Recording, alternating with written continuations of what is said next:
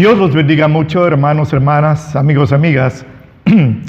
Qué gozo tan grande encontrarnos aquí en la grabación de temas bíblicos. Es un video que se realiza para la gloria de nuestro Señor Jesucristo y para edificarlo a usted con sana doctrina. El tema de hoy es un tema que nos concierne directamente. Estamos incluidos en lo que hoy le voy a compartir. Y me refiero al Concilio de Jerusalén. Este Concilio de Jerusalén o Asamblea de Jerusalén aparece en Hechos 15 del 1 al 6. Estas juntas fueron varias. Podemos mencionar la de Éfeso, la de Cartago, la de Nicea, la de Calcedonia, el de Trento, apenas unos 150 años, donde se aceptaron los libros apócrifos por la Iglesia Católica Romana. A mí me tocó vivir 2 concilios ecuménicos del Vaticano, fíjese. Pero este es el que nos interesa. Se celebró en el año 49 de nuestra época, apenas 16 años después de la muerte de nuestro Señor Jesucristo. Y es el que nos interesa, el que considero más importante de todos los concilios, porque en este concilio, que es el único que aparece en la Biblia, el único, estaban 10 apóstoles todavía. Judas se había suicidado, como usted sabe, y Jacobo, el hermano de Juan, había sido decapitado por Herodes, como aparece en Hechos 12. Pero nos concierne, repito, porque estábamos incluidos los no hebreos, se llamaban gentiles. Y esta asamblea es como resultado del primer viaje misionero de los 3 que realizó nuestro hermano el apóstol Pablo. Este viaje lo hizo en compañía de Bernabé, un chipriota, un levita. Pero este concilio se hizo casi urgente, porque había un peligro de muerte, fíjese, de muerte para la naciente iglesia cristiana. Era una iglesia niña, estaba empezando a desarrollarse. El Señor Jesucristo estaba así formando un pueblo para su gloria y alabanza, que es la iglesia. No existía en el Antiguo Testamento. Y esta situación apremiante era la siguiente. Había cristianos judíos. Piense por favor en los apóstoles. Piense por favor en los 3,000 que aceptaron a Cristo el día de Pentecostés. Piense por favor en los 5,000 que aceptaron después, nada más varones. En Hechos 4. Pero habían cristianos que no eran judíos, no eran hebreos, y habían sido ganados por el ministerio de nuestro hermano Pablo, en esta ocasión con Bernabé. Eran judíos cristianos y gentiles cristianos. Bueno, ¿y cuál era el problema? El problema es que los judíos cristianos, no pienso que con mala intención, con su mejor intención, empezaron a enseñarle a los gentiles cristianos que tenían que hacerse la circuncisión, que tenían que guardar el sábado, no comer ciertos alimentos. Eso se llama judaizar. Y ese era el problema. Entonces los judíos cristianos que de esta manera apretaban a los gentiles cristianos, los hacían sufrir. Y había una gran confusión y amenazaba venir una división que, repito, hubiera matado a esta iglesia en cierne. Estaba creciendo apenas. Déjenme compartirle Hechos 15 del 1 al 6, donde así está escrito. Entonces, algunos que venían de Judea enseñaban a los hermanos, escúcheme, si no se circuncidan conforme al rito de Moisés, no pueden ser salvos. Mi hermano y hermana, esa es una herejía. La salvación no es por las obras. Versículo 2. Así que, suscitada una disensión y contienda no pequeña contra Pablo y Bernabé, determinaron que subieran Pablo y Bernabé a Jerusalén y algunos otros de ellos a los apóstoles y a los ancianos para tratar esta cuestión. Ellos pues, habiendo sido acompañados de la iglesia, pasaron por la Fenicia, por Samaria, contando la conversión de los gentiles, y daban gran gozo a todos los hermanos. ¿Cómo que le daba gozo? Que los gentiles estaban convirtiéndose a Cristo. Y llegados a Jerusalén, fueron recibidos de la iglesia y de los apóstoles y de los ancianos, y les refirieron todas las cosas que Dios había hecho por medio de ellos. Mas algunos de la secta de los fariseos, estos ya eran cristianos, que habían creído, se habían convertido, se levantaron y dijeron: es necesario circuncidarles y mandarles que guarden la ley de Moisés. Mi hermano, mi hermana, mi amigo y amiga, el único tema a tratar en esta asamblea de Jerusalén era ese. ¿Deben los gentiles cristianos ser judaizados? No había otro tema. Y si lo había, no era de la relevancia que este tema, que era medular, amenazante contra la iglesia. Niña, repito, déjeme ver, le comparto el versículo 24 de Hechos 15, donde así está escrito. Hemos oído, dicen los apóstoles, que algunos que han salido de nosotros los han inquietado con palabras, trastornando sus almas, mandando circuncidarlos y guardar la ley. Escúcheme, a los cuales no mandamos. Ellos se autonombraron emisarios, defensores de la fe. Los apóstoles no los mandaron. Ellos por sí mismos se costearon su viaje y empezaron a inquietar a los hermanos gentiles cristianos.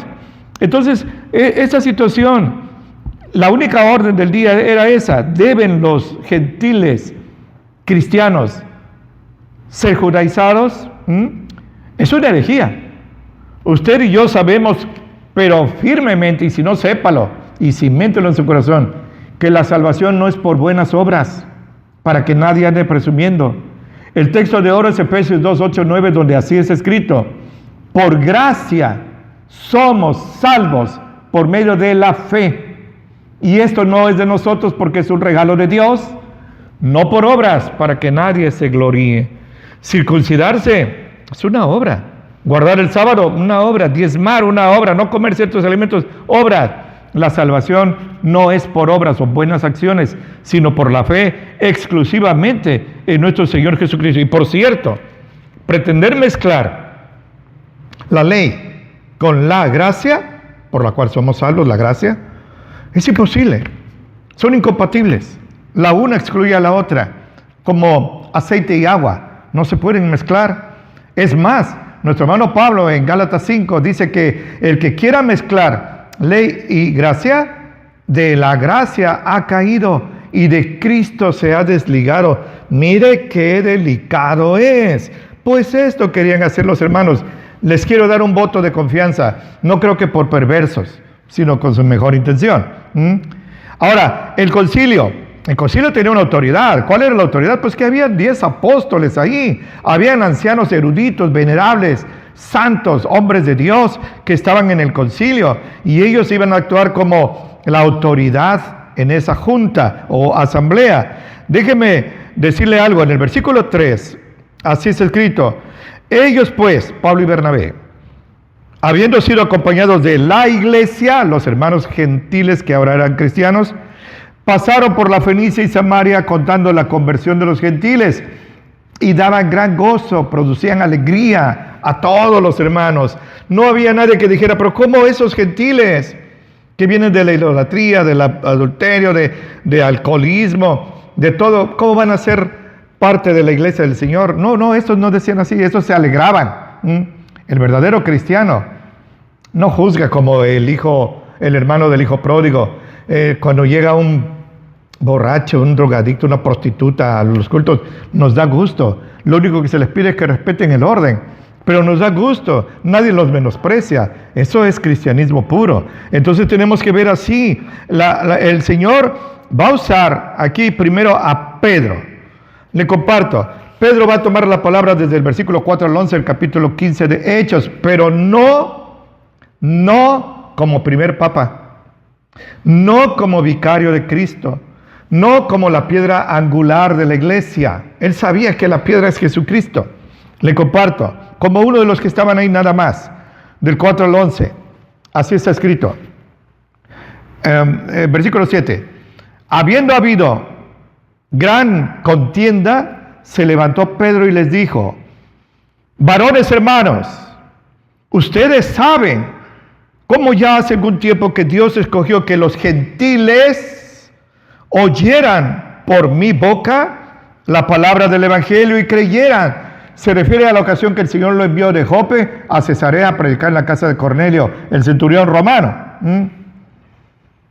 Y Dios, que conoce los corazones, no pierdo de vista esa frase, Dios que conoce los corazones, les dio testimonio dándoles el Espíritu Santo también como a nosotros.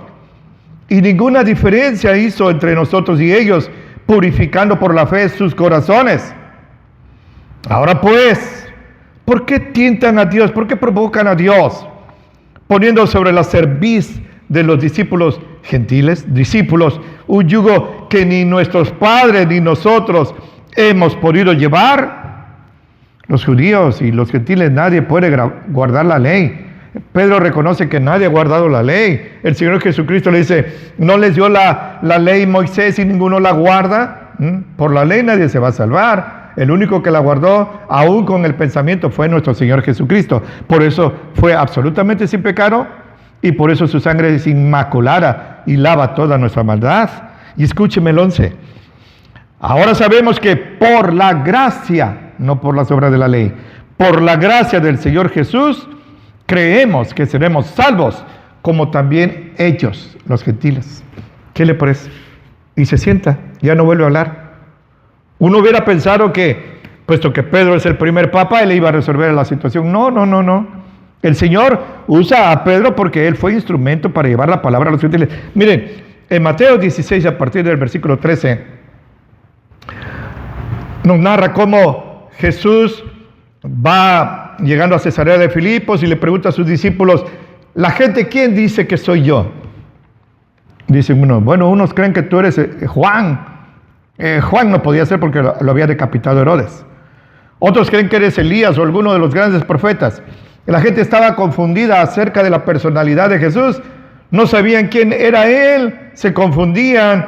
Unos creían que el Mesías, otros creían que no, otros creían que nada más un iluminado. Bueno, sí, pero ellos, más la opinión de ustedes es la que me interesa, los que han andado conmigo. ¿Quién dicen que soy yo? Dejen a aquellos con su confusión. ¿Quién dicen ustedes que soy yo? Y Pedro se levanta en nombre de los 11 más y le dice: tú eres el Cristo, el Hijo del Dios viviente. Aleluya. Cristo es la palabra griega para el hebreo Mesías. Tú eres el Mesías, el Hijo de Dios. Esa revelación se la dio no carne y sangre, sino el Padre a través de su Espíritu Santo. Entonces Jesús le dijo: Pedro, a ti te daré las llaves del reino de los cielos. A quien tú le abras, él entra. A quien tú le cierres, él no entra. Vean, todos sabemos desde niños que el portero, el llavero es Pedro. Yo recuerdo cuando iba a los templos católicos, había una estatua de un hombre ahí barbudo con un llavero. ¿Y quién es? Pues es Pedro. El cielo, usted lo sabe, no tiene chapas y cerraduras, goznes, puertas, picaportes. Está hablando simbólicamente el Señor. Las llaves del reino de los cielos se refieren a la predicación del Evangelio.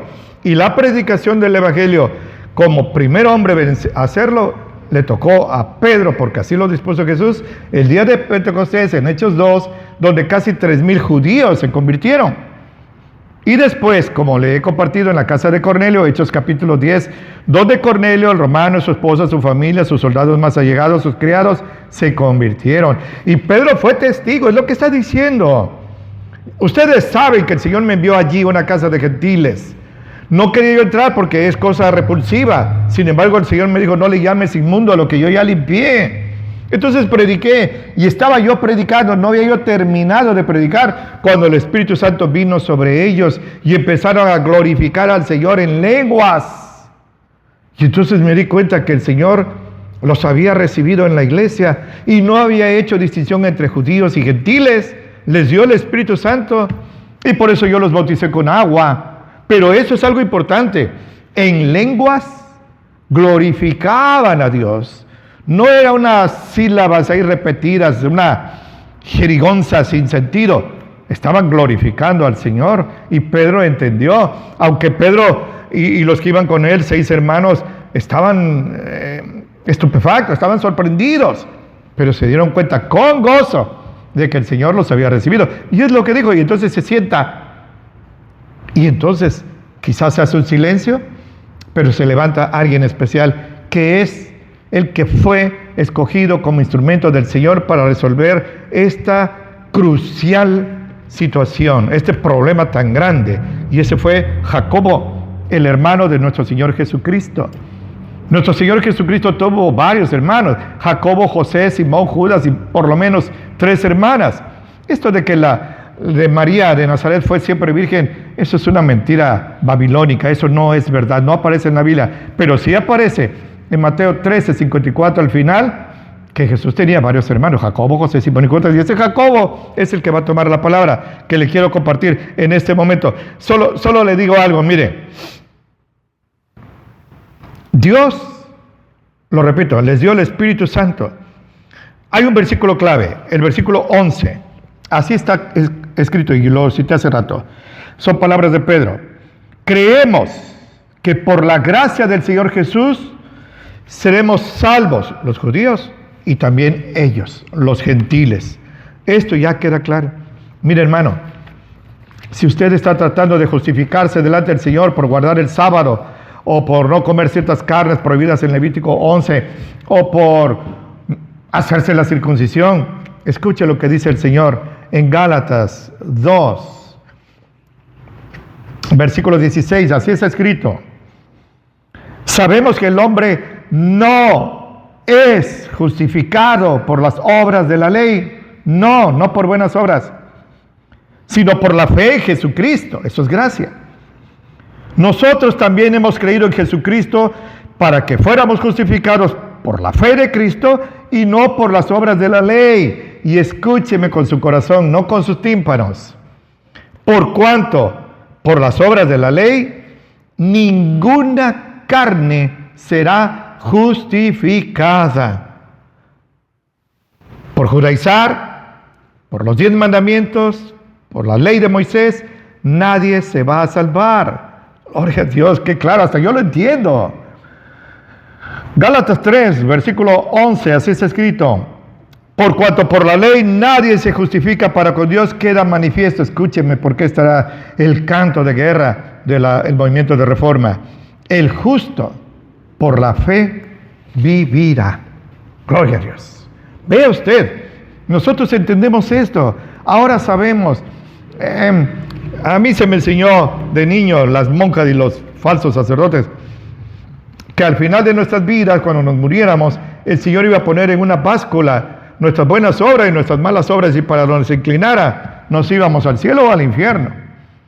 Y yo ahí en mi infancia trataba de portarme bien, pero me daba cuenta que, pues, aunque me portaba bien, me portaba mal, y las obras malas mías eran mayores, y eso que era yo un niño candoroso. No, ya de adulto, que fui al fango, hermanos, por cuanto a las leyes, pues ya ni sigo. Hoy mismo, si la salvación fuera por la ley, ¿qué estoy haciendo aquí predicando, perdiendo el tiempo? Si esto es así, como dijo Pablo a los Corintios en otro contexto: comamos y bebamos porque mañana moriremos, ya estamos perdidos. Pero bendito sea Dios, por eso se llama gracia. El acto por el cual el Señor nos perdona, pero también gracia es la época que ya tiene 2025 años, por la cual el Señor al más vil pecador lo perdona si se arrepiente y se entrega a Cristo. Pero la ley al más santo, a la más santa de los hombres y mujeres, no pudo meterlo al cielo ni a uno, porque la ley mata, pero el Espíritu Santo vivifica. Esa es la gracia. Alabado sea Dios por siempre. Entonces, vea hermano, Jacobo habla, el hermano de Jesús, no el apóstol que ya había muerto. Versículos 12 al 20, escúcheme, así está escrito: entonces toda la multitud cayó y oyeron a Bernabé y a Pablo, que contaban cuán grandes maravillas y señales Dios había hecho por medio de ellos entre los gentiles. Y después que hubieron callado, Jacobo dijo así: varones hermanos, Óiganme. Simón, Pedro, ha contado cómo Dios primero visitó a los gentiles, ahí en la casa de Cornelio, para tomar de ellos pueblo para su nombre. Y con esto concuerdan las palabras de los profetas, como está escrito: después de esto, volveré y restauraré la habitación de David que estaba caída, y repararé sus ruinas, y la volveré a levantar, para que el resto de los hombres, no nada más los judíos, el resto de los hombres busque al Señor, y todos los gentiles, escúcheme, quiero enfatizar, todos los gentiles, sobre los cuales es llamado mi nombre, dice el Señor que hace todas estas cosas, busquen a Dios. Los gentiles están llamados. ¿Qué es esto? Jacobo está citando a Amós, que escribió casi 6 siglos antes de que naciera nuestro Señor Jesucristo. Los gentiles, los judíos y toda la humanidad estaba incluida en el plan de salvación de Dios. A nadie excluye Él. Y dice, conoce Dios todas las cosas desde el principio. Por eso yo juzgo. Más adelante dice, pero el Espíritu Santo habló por mí. Yo juzgo que los que de los gentiles se conviertan a Dios, no han de ser inquietados, sino escribirles que se aparten de las contaminaciones de los ídolos, de las fornicaciones, y de ahogado y de sangre. Y calla. Gloria a Dios. Esa era la sentencia, esa era la resolución de la asamblea. Ya no había nada más que tocar. Hermanos, ¿por qué estamos nosotros poniéndoles tropiezos, poner piedras en el camino, quiere decir en griego, a los gentiles? Los gentiles, caracterizados por su idolatría, por su pecado sexual, por comer sangre y cosas así, ¿por qué les ponemos obstáculos si ahora ellos oyeron el Evangelio por medio de Pablo y de Bernabé, vinieron a Cristo, y en lugar de que los recibamos con alegrías y fiesta, como aquel padre que hizo fiesta por su hijo pródigo que regresó y que ya consideraba muerto, todavía le ponemos trabas? Dios sabía desde antes de que hiciera el sol que este problema iba a suceder. Por eso el Señor está hablando y cita que Él siempre ha tenido en su plan de redención a los gentiles incluidos. Entonces solo hay que ponerles 3 requisitos, 3 prohibiciones: que dejen sus fornicaciones.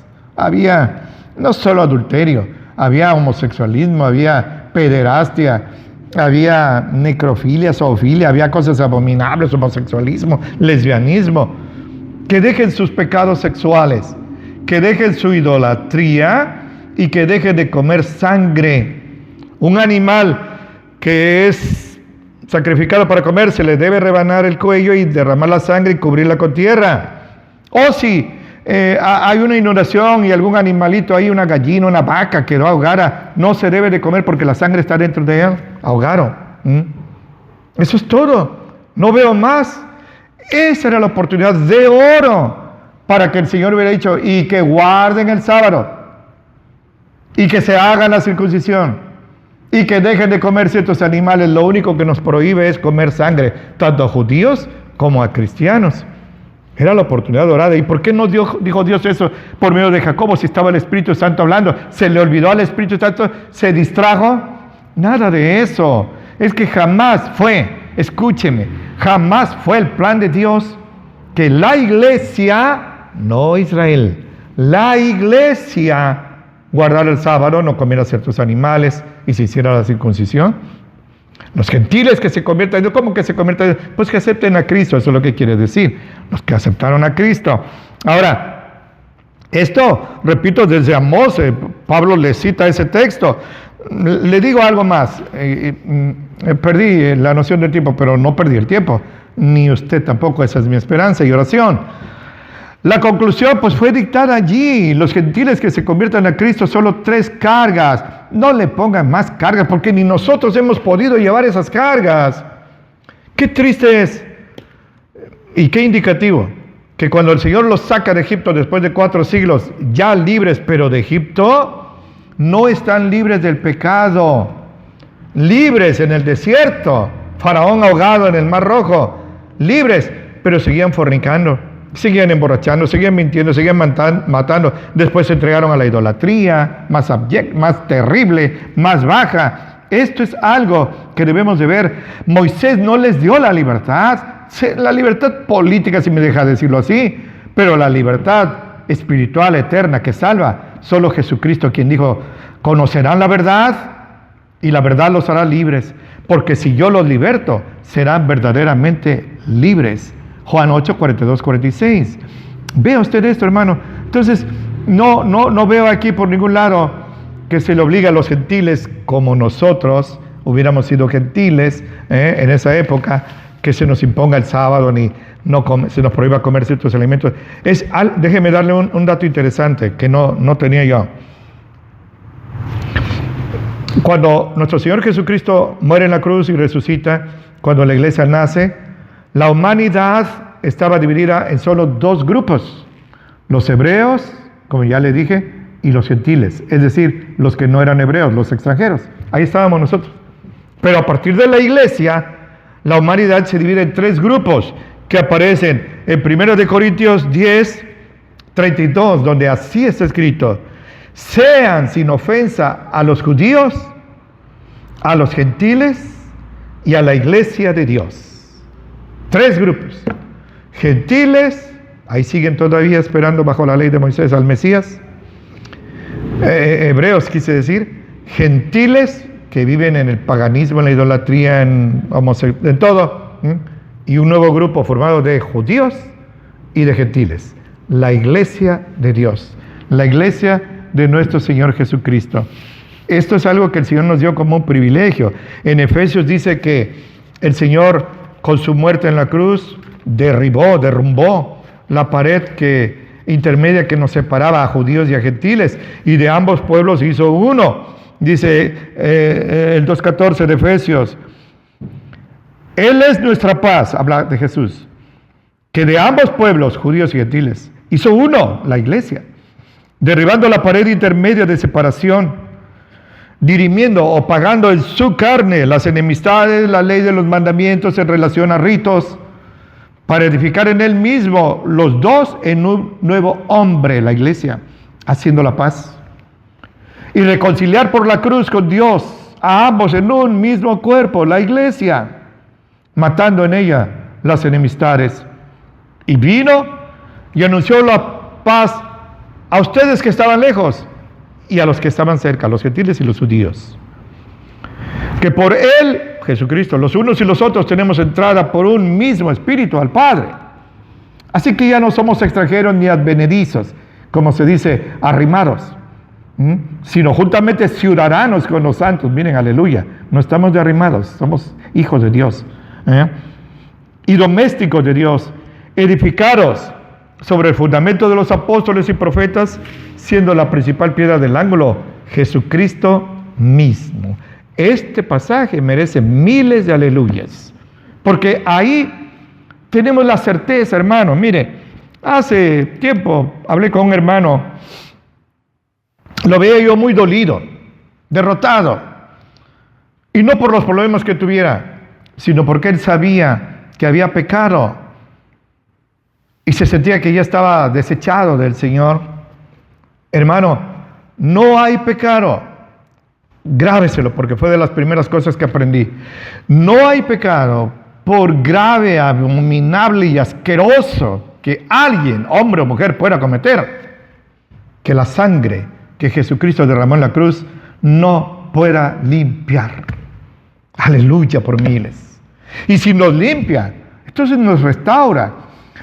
Hemos caído. ¿Quién no ha caído? Que tenga cuidado aquel que señale a alguien. Estamos peor muchas veces cuando juzgamos y oprimimos al caído en lugar de ayudarlo a levantar. Por ahí busquen temas bíblicos en YouTube, el tema: ¿la iglesia es un rastro o un hospital?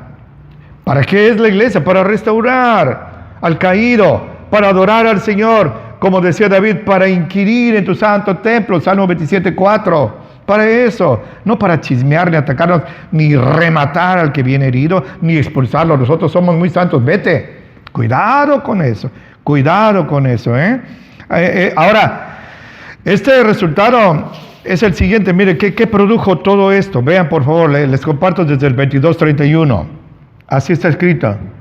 Entonces le pareció bien a los apóstoles y a los ancianos, con toda la iglesia, elegir varones de entre ellos y enviarlos a Antioquía, donde por primera vez se le llamó cristianos, según Hechos 11:26, con Pablo y Bernabé, también Judas, que tenía por sobrenombre Barsabas, y a Silas, este es Silvano, varones principales entre los hermanos, y escribir por manos de ellos. Esta es la carta. Hagan de cuenta que se levantó un acta. Los apóstoles y los ancianos y los hermanos, a los hermanos de los gentiles que están en Antioquía y en Siria y en Cilicia, salud. Por cuanto hemos oído que algunos que han salido de nosotros los han inquietado con palabras, trastornando sus almas, mandando circuncidarlos y guardarle la ley, a los cuales no mandamos de ellos, nosotros estamos limpios, nosotros nos lavamos la mano. Ellos se autonombraron.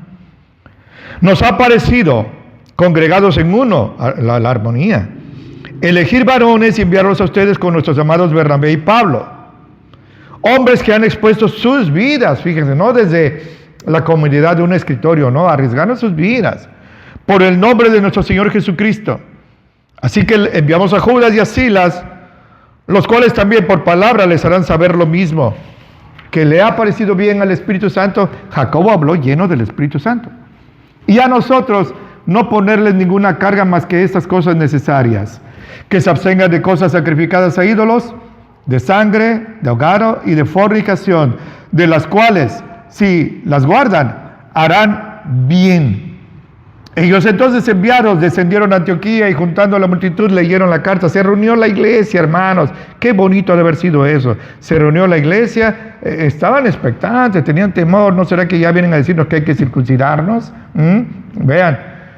La cual, como ellos leyeron, fueron gozosos de la consolación. Aleluya, casi me imagino cómo prorrumpieron en alegrías, en alabanzas, cayeron de rodillas, dieron gloria a Dios, se abrazaron, se besaron, dando gracias a Dios que no les habían impuesto estas cargas judaizantes, porque no era el plan de Dios y porque, no lo pierdo de vista, las obras de la ley no salvan, no salvan. Eso no quiere decir que no tenemos que tener buenas obras. Eso no quiere decir que, bueno, ya me salvé y ya voy a seguir mi vida. No, si alguno está en Cristo es nueva criatura. Las cosas viejas pasaron, todas son hechas nuevas. 2 Corintios 5:17. Entonces en Efesios 2:10 dice, somos hechura de Dios, creados para buenas obras, las cuales Dios preparó de antemano para que anduviéramos en ellas. El cristiano verdadero sabe que es salvo por la fe, pero sabe que tiene que demostrar esa fe invisible, hacerla visible por medio de sus buenas obras, porque la fe sin buenas obras está muerta como el cuerpo sin alma, dijo Santiago, nuestro hermano y hermano del Señor Jesucristo.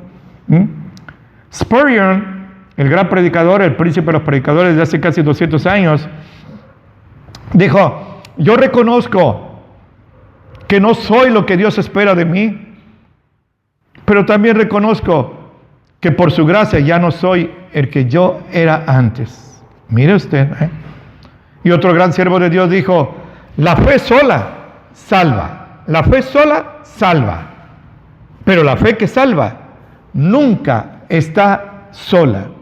La fe sola salva, pero la fe que salva nunca está sola, siempre tiene buenas obras. Si quieres, deja ahí. Ahora, vea, hermanos, estos hermanos se pusieron gozosos. Concluyo con 4 puntos. Primero, Dios siempre va delante de nuestros problemas, de nuestras luchas, de nuestras dudas, y siempre resulta victorioso. Segunda, quiero llamar la atención de manera especial, como un paréntesis especial, sobre el tenor, el ambiente en que se llevó a cabo esa asamblea de Jerusalén bendita del año 49. Un ambiente fraternal, sin gritos, sin discusiones, sin insultos, como se dice ahora, sin descalificar a nadie, menos sin golpes. Como dolorosa y vergonzosamente tengo que reconocer que ha sucedido en muchas ocasiones. Una era demasiado, pero ha sucedido miles de veces en nuestras reuniones, terminan a golpes, insultos, casi irreconciliables. No, eso es en armonía. Los hermanos, fíjese que le digo hermanos, los hermanos judaizantes, judíos cristianos que querían judaizar a los gentiles, vieron que la resolución no les favoreció y sin embargo la acataron, se sometieron a ella. No dijeron, bueno, por el momento nos ganaron, pero vamos a seguir aquí como si fuéramos un comején maligno, socavando el terreno. Se unieron y aceptaron la decisión que por medio de Jacobo dio el Espíritu Santo. Eso es unanimidad, eso es lo que Dios quiere, que no estemos en pleitos, en disensiones que a nada conducen, a nada bueno. No vaya a ser, Dios no lo quiera, que alguien se infarte del disgusto, o le venga una embolia, o se caiga y se fracture y se muera. No, eso quisiera el diablo. No, en armonía. Dice nuestro hermano Pablo a los Corintios, todas sus cosas sean hechas con amor. Todas sus cosas sean hechas con amor. Ahora, en Efesios 2, 11 al 19, le compartí cómo el Señor derrumbó con su muerte en la cruz y su sangre expiatoria inmaculada la pared que nos dividía del pueblo del Señor. Ahora somos un pueblo ni judío ni gentil, sino la iglesia. Y comparto, porque ahora ya con esta unción del Espíritu Santo, tanto para judíos como para gentiles, se cumplió la promesa de Jesús. No se vayan de Jerusalén, esperen hasta que venga la promesa que yo les hice. Y entonces, cuando sean investidos de lo alto, me serán testigos en Jerusalén, en Judea, en Samaria, y hasta lo último de la tierra, hasta Coatzacoalcos, vino el Evangelio. Por eso le digo que estamos incluidos en esta asamblea de Jerusalén. Personalmente pienso, lo último de la tierra era mi corazón, lleno de fango y de tinieblas y de maldad y perversidad aguzanada. Pero hasta aquí, el Señor Jesucristo, en su gracia, llegó, me perdonó, me lavó y me dio vida eterna, lo mismo que a usted. Porque de tal manera amó Dios al mundo, que ha dado a su Hijo unigénito, para que todo aquel que en Él cree no se pierda, sino tenga vida eterna. No quiero terminar, pero debo terminar con este pasaje glorioso de miles de aleluyas. En Romanos 9, versículos 25-26, nuestro hermano Pablo cita al profeta Oseas, y dice así, y así está escrito, en Oseas dice, llamaré al que no era mi pueblo, los gentiles, pueblo mío. Llamaré a la que no era amada, los gentiles, mi amada. Y será que en el lugar donde les fue dicho, ustedes no son pueblo mío, ahí serán llamados hijos del Dios viviente. Aleluya por miles. Estos somos nosotros, lejos de las promesas y los pactos del Señor, pero ahora uno con toda la iglesia, judíos cristianos, gentiles cristianos. Vea usted, hermano, por qué le dije que era importantísimo este tema del Concilio de Jerusalén. Y le digo algo más ahora que me despido de usted viéndolo a los ojos. Le estrecho fuertemente la mano, le doy un abrazo fracturante, le pido que ore por mí, necesito mucho su oración. Si puede y si quiere, sí puede, pero si quiere, haga contacto conmigo, ahí van a aparecer mis datos. Le aconsejo que se mantenga acurrucadito al abrigo del Altísimo para que pueda morar bajo la sombra del Omnipotente. Y también le pido que no sea dique, no sea obstáculo, sea usted un acueducto para que esta palabra que he vertido llegue a corazones de personas que lo rodean y que yo no voy a conocer aquí, pero las puedo conocer en el cielo y esto depende gran parte de usted. Y así, mirándolo a los ojos, le digo al Señor, le ruego que atalaye entre usted y yo ahora que nos separamos. Y como siempre le imploro que lo bendiga mucho en Cristo Jesús.